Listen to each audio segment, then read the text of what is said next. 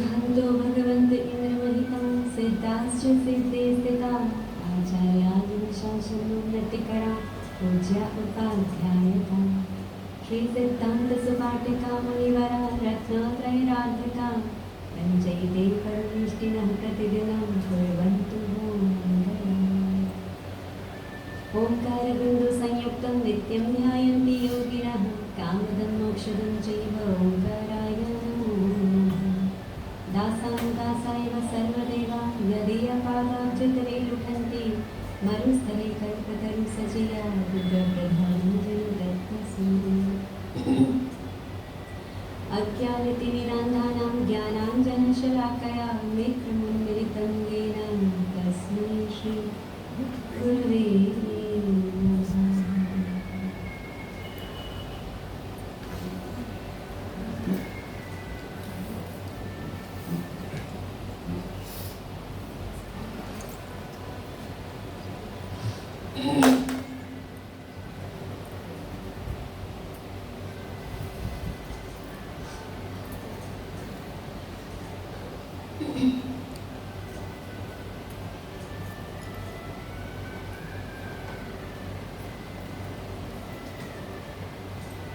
परमात्मा महावीर स्वामी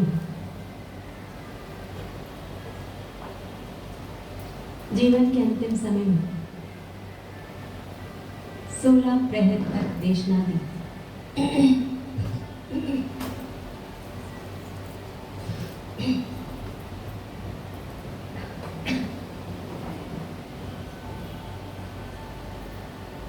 परमात्मा महावीर की देशना,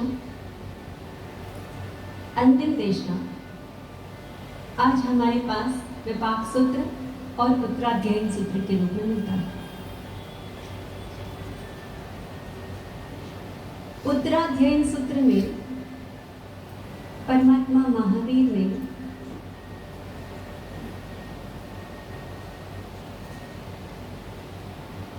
कहा है कि समयम गोयम मापमा, क्षण भर भी प्रमाद मत कर। हे गौतम, क्षण भर भी प्रमाद मत कर।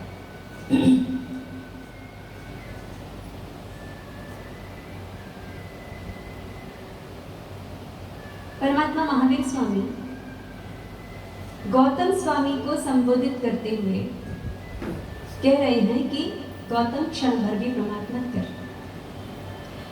यह हित शिक्षा है और यह हित शिक्षा गौतम स्वामी जी महाराज को दे गए।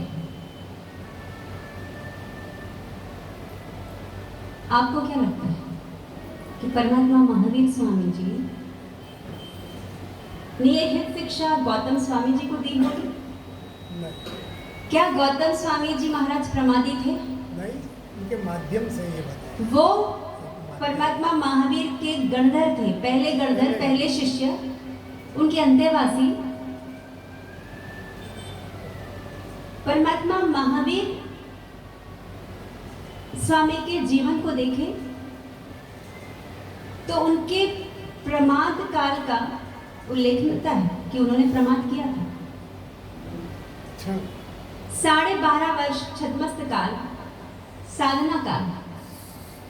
12.5 वर्ष में कभी भी परमात्मा महावीर पथारी बिछा के सोए नहीं, कभी टेक लगाकर सोए नहीं, नींद नहीं ली या बैठे नहीं।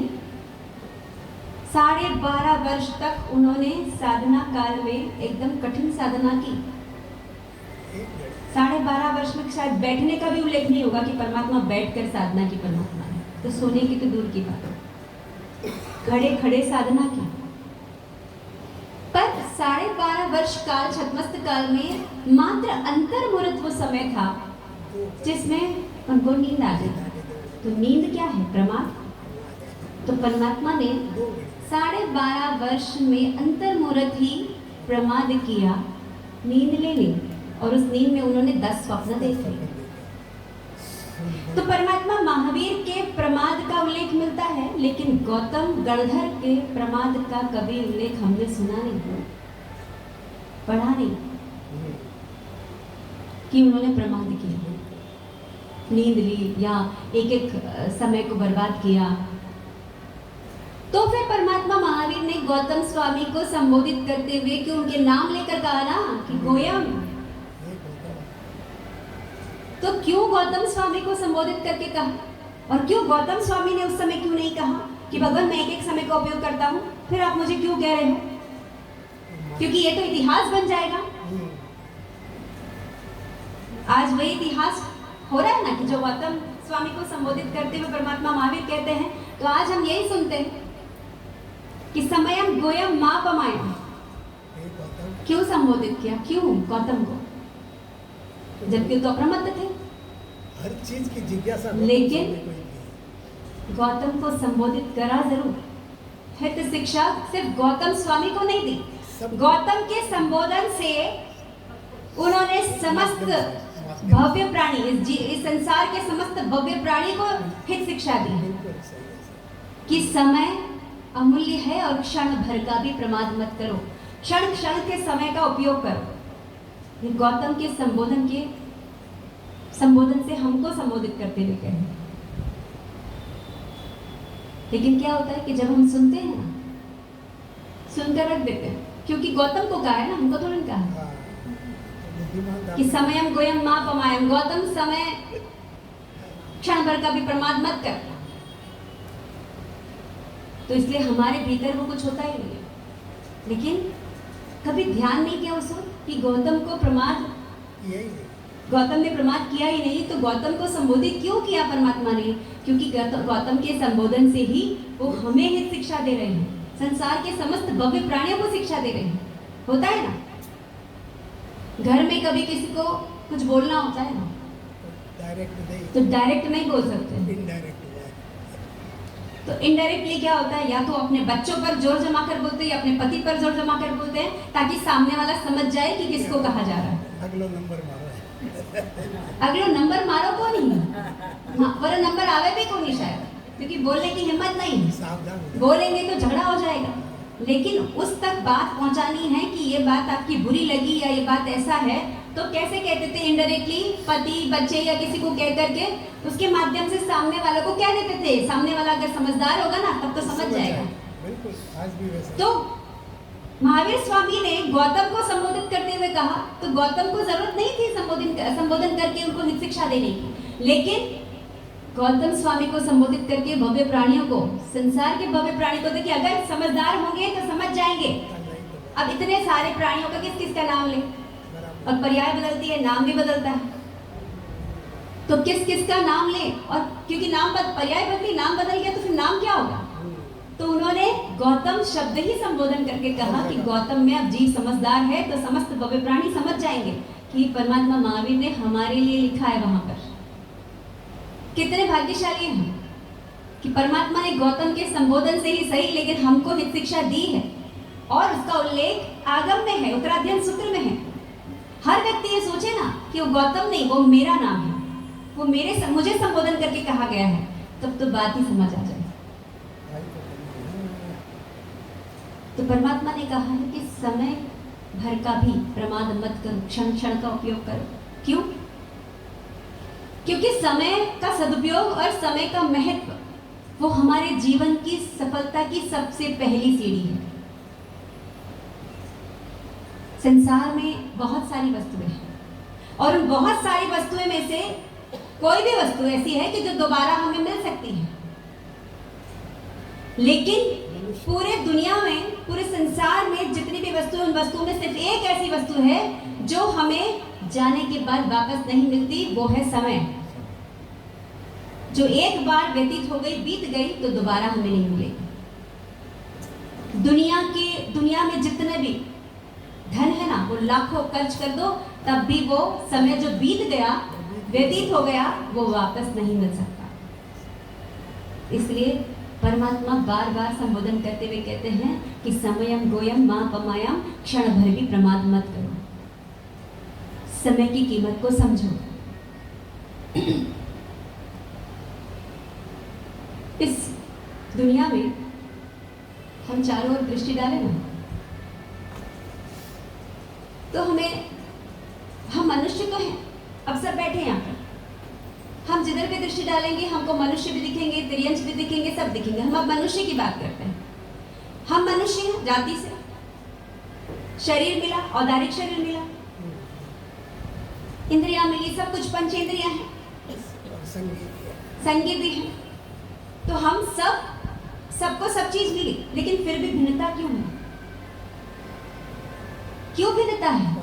कर्म सत्ता ने, अगर हम चारों तरफ दृष्टि डालें तो ऐसा लगेगा कर्म सत्ता ने पक्षपात किया है नहीं, कि देखो किसी को अमीर बना दिया, किसी को गरीब बना दिया। मनुष्य तो बनाया, लेकिन मनुष्य में भी किसी को अमीर बना दिया, किसी को गरीब बना दिया, किसी को गोरा बना दिया, किसी को काला बना दिया, किसी को मोटा बना दिया, किसी को पतला बना दिया, किसी को अच्छा खानदानी बना दिया, तो किसी को एकदम लो कास्ट में दे दिया। तो कर्म सत्ता का पक्षपात हो।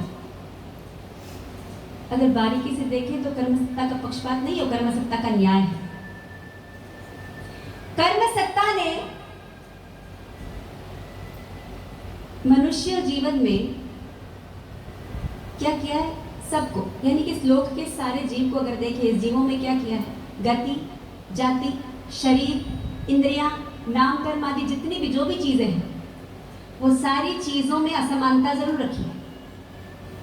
लेकिन कर्म सत्ता ने एक चीज सबको बराबर दी है, और वो है समय।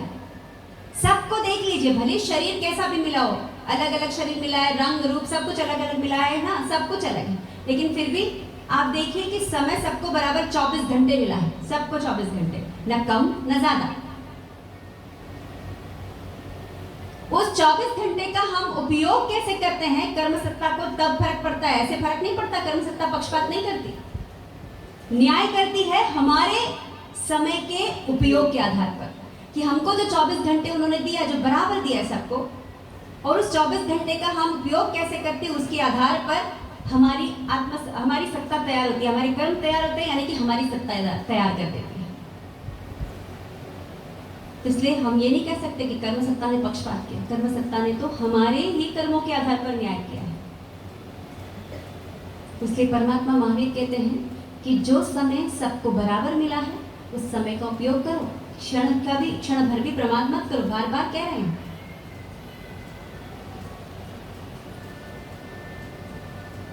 आपने देखा है कि नदी बहती है,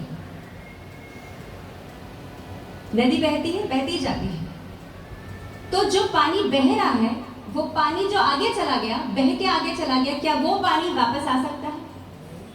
नहीं आ सकता। नदी जो पानी आता है ना, वो पानी जो बह करके सामने से आ रहा है, वो नया पानी है, वो आएगा, लेकिन जो पानी चला गया, वो पानी वापस नहीं आएगा। अंजलि में पानी भर कर रखिए, बूंद बूंद करके पानी निकल जाएगा, तो जब बूंद बूंद करके पानी निकला, क्या वो पानी वापस अंजलि में आ सकता है? नहीं आएगा। नहीं आ सकता। ठीक वैसे ही जो समय बीत गया, वो समय वापस नहीं आता।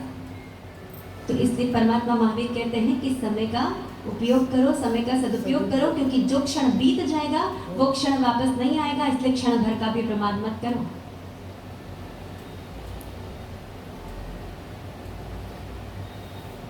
उत्तराध्ययन सूत्र में एक कथा आती है।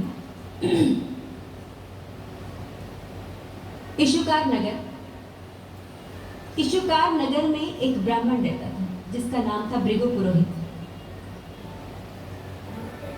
ज्ञानी था, ब्राह्मण था, तो अपने धर्म में जो भी ग्रंथ होते हैं, सब कुछ होते हैं, उन सब में माहिर था। हाँ, वेद वगैरह सब में, क्रियाकांड में भी एकदम माहिर था, नाम था। उसके 2 पुत्र थे। एक बार दोनों पुत्र की भेंट एक जैन मुनि से हुई, आमना सामना हुआ। जैन मुनि के शांत सौम्य दिव्य चेहरे से प्रभावित हुए। हालांकि बचपन में ही, क्योंकि अब ब्राह्मण है तो कुंडली भी जानते हैं कि मेरे बच्चों का भाग्य मुझे कहाँ लेकर जाएगा, तो उनको डरा कर रखा। ऐसे मिलेंगे तो कभी उनके पास मत जाना, वो लोग ऐसे करते हैं, तो उनके भीतर डर था। तो जब वो जैन मुनि को आते हुए देखे, तो देखा, अरे वो तो आ रहे हैं, पिताजी ने तो कहा था कि ये लोग ऐसे होते हैं, तो क्या करें? तो उस समय पेड़ देखा, उस पेड़ पर चढ़ गए। वो मुनि भगवंत आए, उस पेड़ के नीचे ही आए और उनकी क्रिया देखी, वहाँ पर उनका जो कर रहे थे वो देखा, उनकी सौम्यता देखी तो एकदम प्रभावित हो गए, नीचे उतरे, उनसे वार्तालाप हुआ, उनकी वाणी से प्रभावित हो गए। पिताजी ने तो कहा था ये लोग तो ऐसे होते हैं, लेकिन ये तो एकदम अलग है। तो फिर पिताजी ने झूठ क्यों बोला? लेकिन जो भी हो, उनकी वाणी से प्रभावित हो गए और उनको वैराग्य आ गया दीक्षा के बाद। पिताजी को जाकर कहा कि हमको दीक्षा लेनी है, हमको आज्ञा दे दो। पिताजी ने सुना तो एकदम, दो पुत्र और दोनों ही पुत्र चले जाए तो वंश कैसे चले? पिताजी ने बहुत समझाया और कहा कि कोई जरूरत नहीं है, हम ब्राह्मण हैं और वो जैन, अपने को जैन धर्म नहीं ये करना है, उसमें जाकर अपने को दीक्षा नहीं लेनी है। और क्यों लेनी है दीक्षा? अभी समय थोड़ी ना दीक्षा लेने का, ऐसे ही होता है। ये विडंबना है कि जब तक बच्चों के भाव नहीं होते हैं ना, तो माता पिता क्या कहते हैं, हमारे सामने आकर कहते हैं कि हमारा बच्चा तो आता ही नहीं है, मंदिर भी नहीं जाता है, कोई महाराज के नहीं जाता है, कोई कार्यक्रम में नहीं जाता है, समाज में नहीं जाता है, बोल बोल के थक जाते हैं, लेकिन जाता ही नहीं। हमारे साथ थोड़ा सा कम से कम उसको प्रेरणा दीजिए कि कम से कम वो आए, कुछ तो सीखे, कुछ तो बोले, कुछ तो करे, कुछ तो धर्म करे, ज़्यादा नहीं करे तो कुछ तो करे। और जब वो बच्चे को भेजते हैं और जब बच्चा आता है महाराज के पास, महाराज से प्रभावित हो जाता है और प्रभावित होते होते उसको दीक्षा के भाव आ जाए, तब क्या होता है? तब वही माँ बाप जो धक्के मार के भेजते हैं ना, फिर क्या करते हैं? रोक लगा देते हैं। और ऐसे तो बोलते हैं कि मालूम है ना बच्चों के भाव नहीं है, तो क्या बोलेंगे कि महाराज साहब हमारे कहाँ भाग पड़े ऐसे, काश हमारे घर में भी किसी की दीक्षा के भाव हो जाए तो कम से कम एक दीक्षा हो जाए तो हम भी डर जाएं, उनके पीछे हमारा भी धर्म ध्यान हो जाए। इतने भाव आ जाते हैं क्योंकि पता है वो बच्चों के भाव है नहीं, तो भाव लेने में क्या जाता है? लो लंबे लंबे भाव, ऊंचे ऊंचे भाव रखो। अब जैसे भाव आ जाते हैं तो रोक लग जाती है कि महाराज के नहीं जाना है, कोई जरूरत नहीं है प्रवचन में जाने की, कोई जरूरत नहीं है स्वाध्याय करने की, कुछ करने की जरूरत नहीं, घर पे बैठो।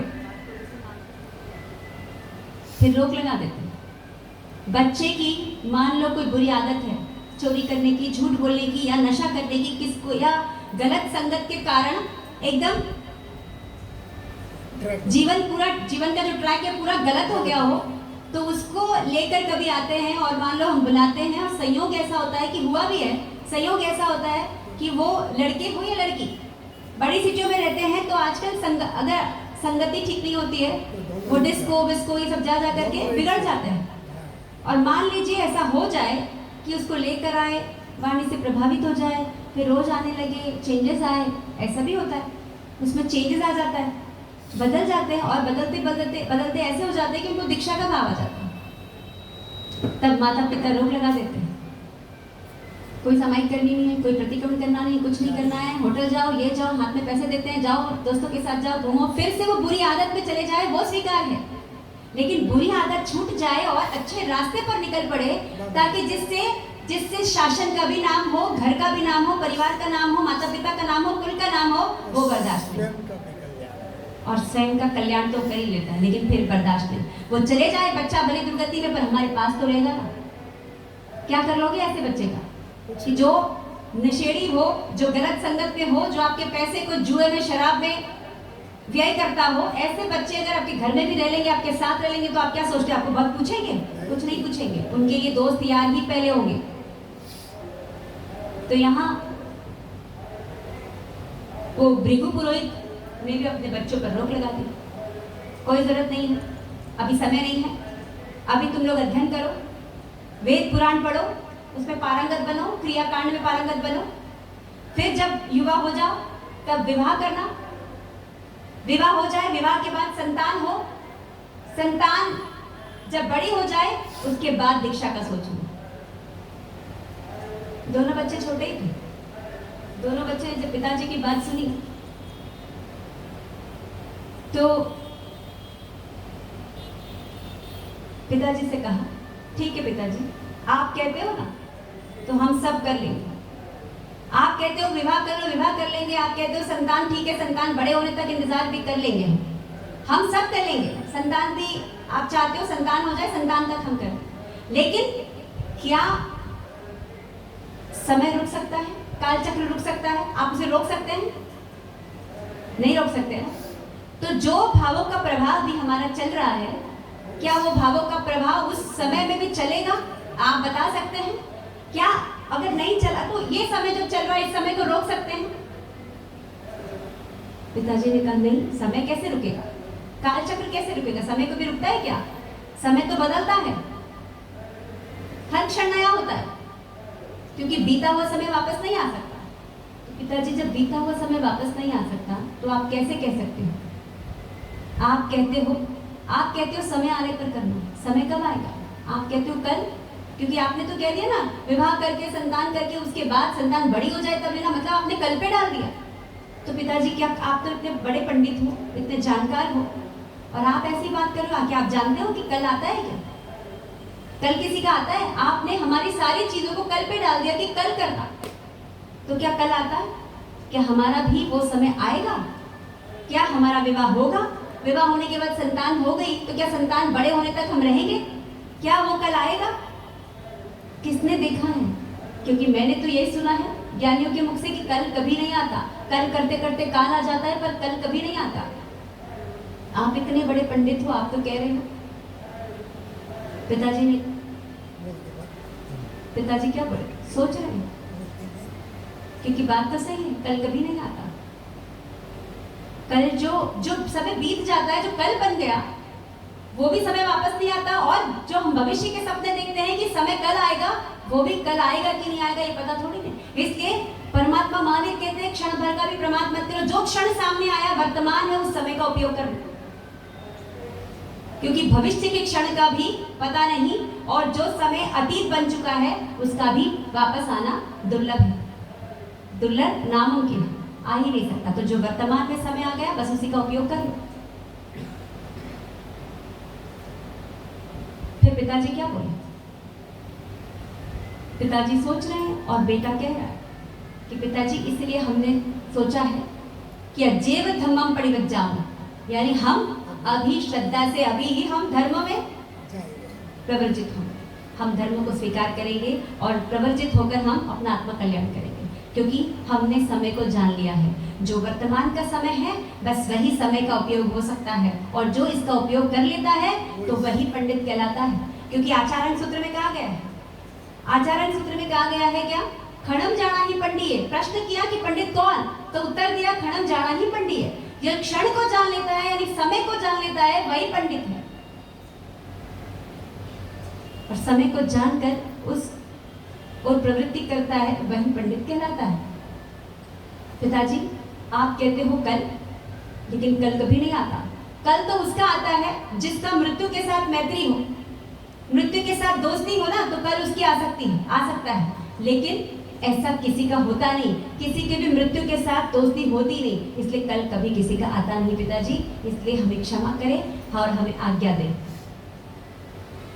तो भृगु पुरोहित के दोनों पुत्रों ने समय को जान लिया था, और इसलिए उन्होंने समय को बिना व्यर्थ किए ही परमात्मा के उस मोक्ष मार्ग में अपने आप को आगे बढ़ा दिया। तो परमात्मा महावीर बार बार गौतम को संबोधन करते हुए कहते हैं कि क्षण भर का भी प्रमाद मत करो, समयम गोयम मा पमायम। जरा हम अपनी ओर भी दृष्टि डालें कि हमको मनुष्य जन्म मिला, जैन धर्म मिला, परमात्मा की वाणी आज्ञा मिली, सब कुछ मिला, समझने को मिला, जानने को मिला, अपनाने को मिला, हर अवसर मिला, पर हमने कितना समय को जाना? चाहे वो आप हो और हम, कितना समय को जाना, और समय को जानकर हमने कितना उपयोग किया? कितना समय हमने प्रमाद में किया और कितना उपयोग किया, इसका तो मापतोल हमारे पास है। लेकिन फिर भी हम क्या करते हैं? फिर भी हम क्या कहते हैं? नहीं हम तो बहुत करते हैं, हमारा तो सामयिक हो जाता है, प्रतिक्रमण हो जाता है, ये हो जाता है, वो हो जाता है, फिर बाकी समय का क्या? समय का उपयोग करने का मतलब ये नहीं कि समय को सार्थक करने का मतलब समय, भगवान महावीर जो कह रहे हैं कि क्षण क्षण का उपयोग करो, इसका मतलब ये नहीं कि आप मशीन बन जाए, मशीन की तरह ही एक एक क्षण का कार्य उस तरह से करें। परमात्मा का कहना यह है कि क्षण भर भी प्रमाद मत करो, मतलब आप जो भी करें ना उस क्षण को सार्थक करें, जो भी कर रहे हैं आप, कार्य करें या जो भी करें, वो क्षण आपका सार्थक होना चाहिए, व्यर्थ नहीं होना चाहिए। ये परमात्मा का कहना है। फिर चाहे परिवार हो, संघ हो, समाज हो, कोई भी क्यों ना हो, या आत्मचिंतन हो, आत्म कार्य हो, किसी भी कार्य में आपका क्षण व्यर्थ नहीं जाना चाहिए, वो क्षण सार्थक होना चाहिए। ये परमात्मा का कथन है।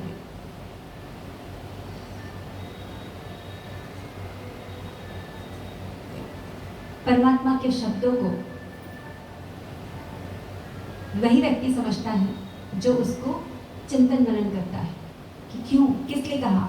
जैसे कभी कभी कोई किताब पढ़ते हैं तो समझ नहीं आता है कोई लाइन समझ नहीं आती है, तो उसी लाइन को बार बार पढ़ते हैं, समझ आ गया, फिर पढ़ते हैं, फिर समझ आया, कुछ नया समझ आता है। पूरी पुस्तक जब हम पढ़ते हैं, एक बार पढ़ी, 2 बार पढ़ी, 3 बार पढ़ी, 4 बार पढ़ी, 5 बार पढ़ी, तो हर बार में कुछ नया खुलता है।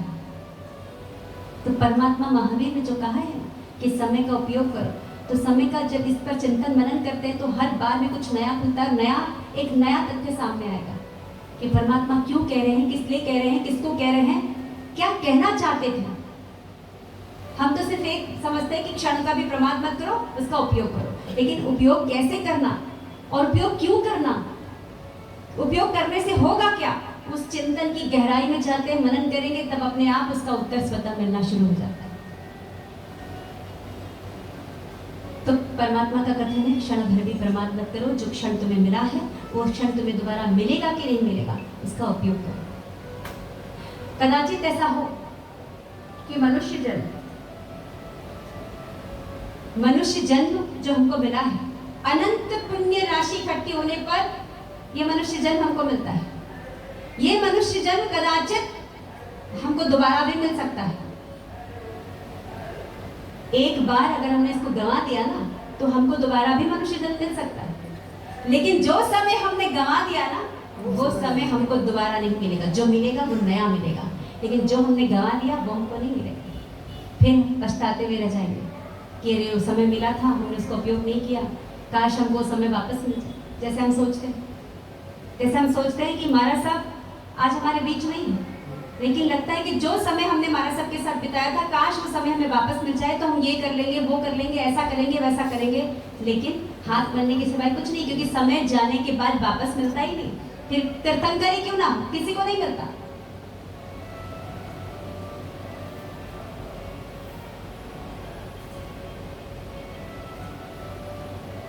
किसानों को देखा, ऋतु आती है तभी वो खेती करते हैं। सावन भादों का महीना, बारिश का महीना, इस समय वो बिल्कुल अलर्ट रहते हैं कि इसका एक भी समय व्यर्थ न जाए, बिल्कुल ध्यान रहता है। और बारिश आने से पहले ही क्या करते हैं, उसकी तैयारी शुरू करते हैं, ताकि उस जो बारिश आएगी उसका हर एक क्षण का हमको फायदा मिल सके।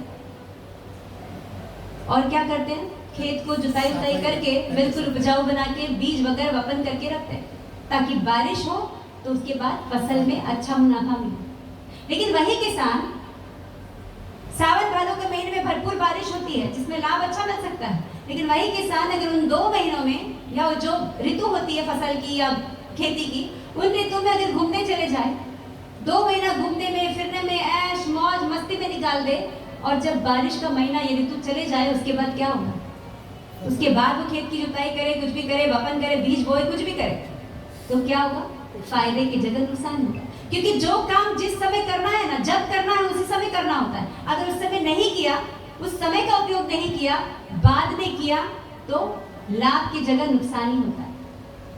इसलिए आगम में कहा गया है, कालम काले समाये, कि जिस समय जो काम करने को कहा गया है उसी समय कर लो, क्योंकि समय जाने के बाद तुम वो काम करोगे तो फायदा कुछ नहीं होने वाला है। नुकसान तो है पर फायदा कुछ नहीं। एक सेठ और सेठानी रात्रि में सो रहे थे, कक्ष में सो रहे थे, कितने में कुछ आवाज आई। सेठ जी गहरी नींद में थे, सेठानी की नींद थोड़ी गहरी नहीं थी, तो सेठानी की नींद खुल गई। नींद खुली की आवाज कहां से आई, और उसने सर उठाकर ऐसे ही देखा, वहीं से लेटे लेटे तो देखा कि कमरे में जो तिजोरी पड़ी है उस तिजोरी के ताले को तोड़ दिया चोरों ने, और चोर बहुत सारे हैं और वो चोरी कर रहे हैं। उनके जो तिजोरी में जो धन वगैरह रखा हुआ था चोरी कर रहे हैं। उसने सेठ को हिलाया और धीरे धीरे से कान के पास जाकर बोलने लगी, सेठ जी घर में चोर घुस गए। तो सेठ जी गहरी नींद में तो सुने, सेठ जी उठिए, घर में चोर घुस गए हैं। उन्होंने, अच्छा ठीक है घुस गए तो घुसने दो, अभी तो घुसे ही है ना। सेठ कह रहा है घुसे ही तो है। तो फिर सो गया। सेठ जी उन्होंने अलमारी का ताला तोड़ दिया है, अभी अलमारी का ताला ही तोड़ा है ना। फिर से चोरों ने क्या किया, धन को इकट्ठा करना शुरू किया। सेठ जी उन्होंने अलमारी से सारी धन संपत्ति निकाल ली है, अभी धन संपत्ति निकाली ना, तुम चुपचाप सो जाओ। अरे सेठ जी क्या कह रहे हो, धन संपत्ति निकाल ली है, चोरी हो जाएगी। सेठ जी कह रहे हैं अभी धन संपत्ति निकाली है ना, रुक जा, आगे मैं खुद कर लूंगा, बस तू देखती जा और मुझे बताती जा। वो नींद में बड़बड़ा रहे, बोल रहे कि सेठ जी क्या है, खुद सोती नहीं, मुझे सोने देती नहीं। सेठ जी अरे क्या सोना सोना कर रहे, देखिए उन लोगों ने कपड़े में वो धन संपत्ति बांधना शुरू कर दी, गठरी बांध रहे हैं। सेठ ने कहा अरे बांध रहे थे, अभी सिर्फ गठरी बांधी है ना, अभी लेके तो नहीं गए ना। उन लोगों ने वो गठरी कंधे पर उठा ली। सेठ जी गठरी कंधे पर उठा ली है उन लोगों ने, अरे अभी कंधे पर ही तो उठाई है ना। बेचारी सेठानी क्या करे, अब वो चलने को गठरी उठाकर जाने को तैयार हुए। अरे सेठ जी वो लोग बाहर की ओर निकलने वाले हैं, चलना चालू कर दिया है, अभी चलना ही चालू किया ना, बाहर तो नहीं निकले ना।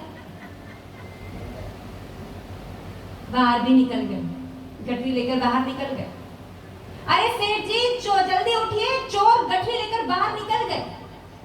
अरे बाहर निकले ना, रुक जा, मैं दौड़ कर पकड़ लूंगा, नींद में पकड़ लूंगा, मैं दौड़ कर पकड़ लूंगा। क्या पकड़ लूंगा, सेठ वो तो चोर चोरी करके लेके चले गए और सेठ सेठानी हाथ मलते रहे।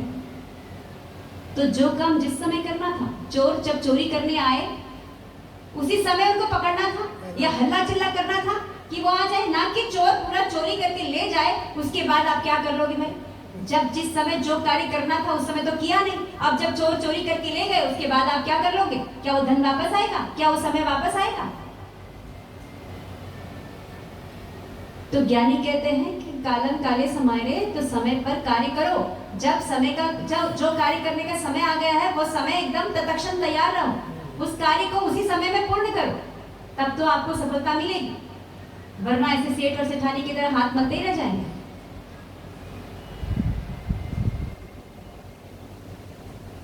याद रखिए,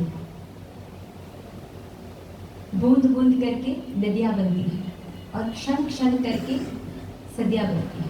यानी बूंद बूंद जब मिलती है ना तो नदियां बन जाती हैं, और क्षण क्षण जब मिलता है तो सदियां बन जाती हैं। और ये जो समय का जोड़ है ना, ये समय का जोड़ ही जीवन है। तो जो समय से प्रेम करता है मतलब वो जीवन से प्रेम करता है, और जो समय से प्रेम नहीं करता मतलब उसको अपने जीवन से प्रेम नहीं, और जीवन के एक समय से प्रेम नहीं। यानी कि जीवन मिला ऐसे ही चला जाएगा। तो ज्ञानी कहते हैं कि समय मिला, समय का उपयोग कर लो, वरना वो आलसी शिष्य की तरह आपका जीवन भी खत्म हो जाएगा। एक आश्रम में एक गुरु और शिष्य रहते थे। शिष्य बड़ा आलसी, एकदम आलसी टट्टू। हर बात जब गुरु कुछ भी कहते ना, हर बात कल पे टाल देता, कल कर दूंगा, कल हो जाएगा ऐसे। तो गुरु ने कहा कि मेरा शिष्य इतना प्रमादी, इसका जीवन व्यर्थ हो जाएगा, खराब हो जाएगा, कुछ नहीं कर पाएगा। तो चिंता तो थी और चिंतन भी था गुरु के पास कि भाई इसको मैं कैसे रास्ते पे लाऊं, इसका आलस प्रमाद कैसे दूर करूं।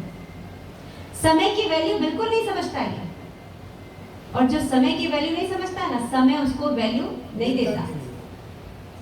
कई लोग क्या सोचते हैं कि समय, जैसे कई लोग कहते हैं कि टाइम पास नहीं हो रहा है, समय पास नहीं हो रहा है। समय पास करने के लिए कंपनी चाहिए, है ना। कभी कहीं जाते हैं तो लोग क्या कहते हैं कि कंपनी चाहिए, अकेले बोर हो जाएंगे।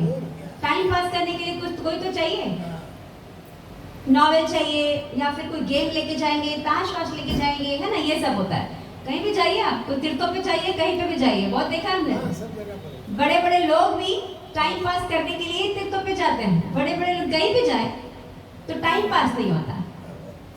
तो टाइम पास करने के लिए जो आप सोच रहे हैं ना कि टाइम पास करने की चीज है, टाइम पास करने की चीज नहीं है, बल्कि वो आप नहीं समझते कि टाइम को पास करने के चक्कर में टाइम आपको पास कर देता है मौत की तरफ। तो वो जो गुरु थे वो अपने शिष्य को लाइन में लाना चाहते थे कि भाई कम से कम समय का उपयोग समझे, सदुपयोग करे और कम से कम उसका विकास हो, आगे बढ़े वो। तो एक दिन जो गुरु थे उन्होंने अपने शिष्य को बुलाया, उस आलसी शिष्य को, और एक सुंदर सा पत्थर था, पारसमणि पत्थर जो लोहे को सोना बनाता है, उस पत्थर को दिया और कहा कि ये पारसमणि पत्थर है और ये लोहे को सोना बना देता है। तो मैं 2 दिन के लिए बाहर जा रहा हूँ, ये मैं तुमको दे के जा रहा हूँ।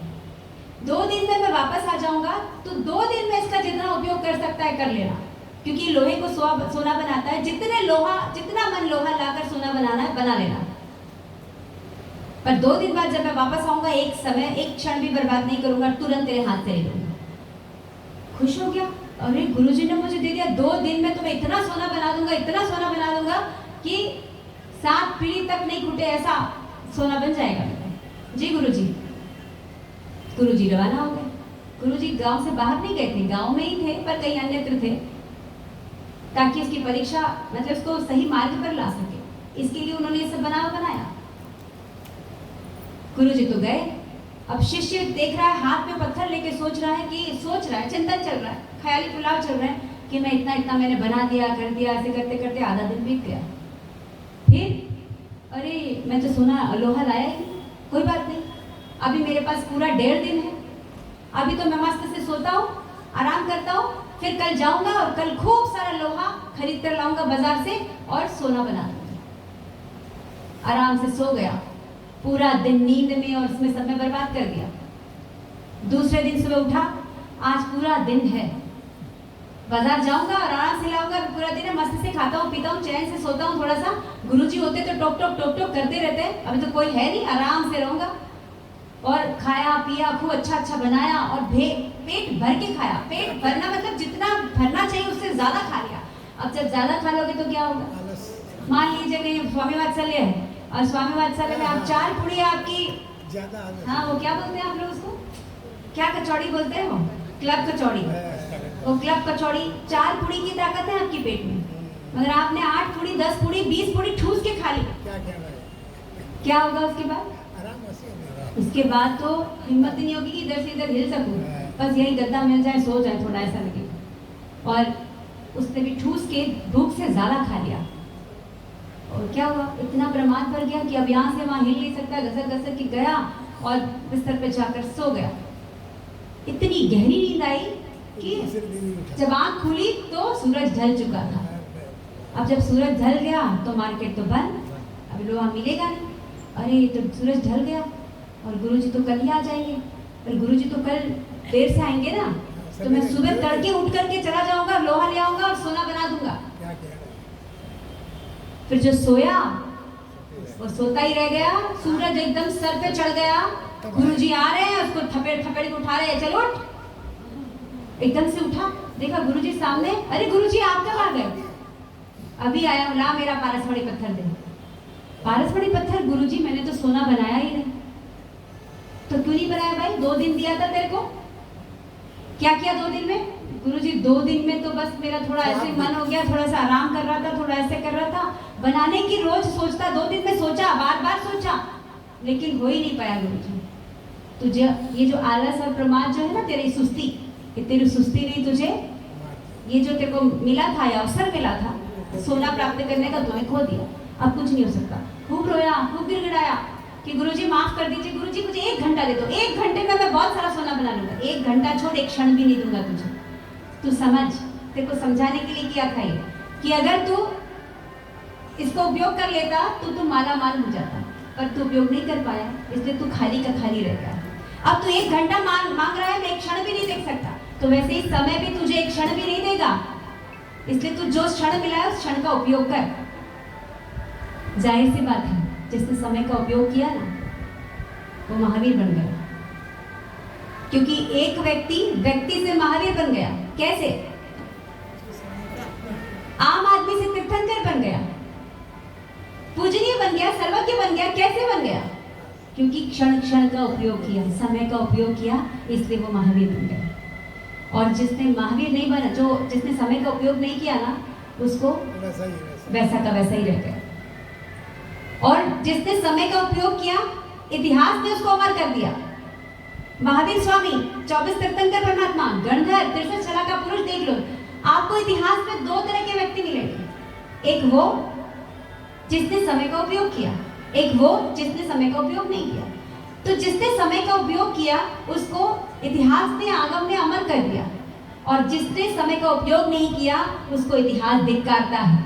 आपको इतिहास में राम भी मिलेंगे और रावण भी मिलेगा, आपको इतिहास में कृष्ण भी मिलेगा और कंस भी मिलेगा, लेकिन जिसने समय का उपयोग किया उसका नाम अमर हो गया, और जिसने उपयोग नहीं किया उसको इतिहास नाम तो जरूर दिया, इतिहास में नाम अंकित जरूर किया, मगर धिक्कारता है।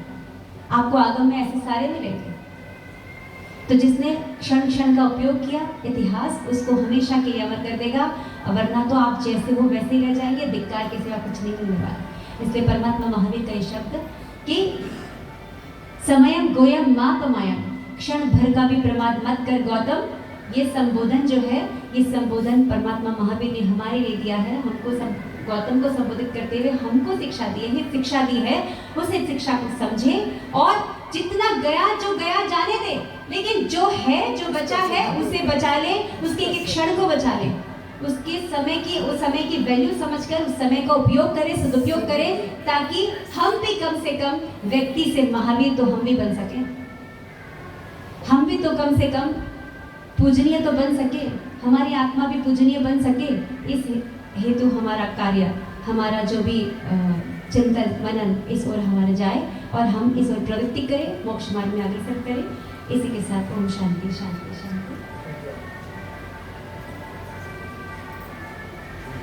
प्रश्न है आज का, आगम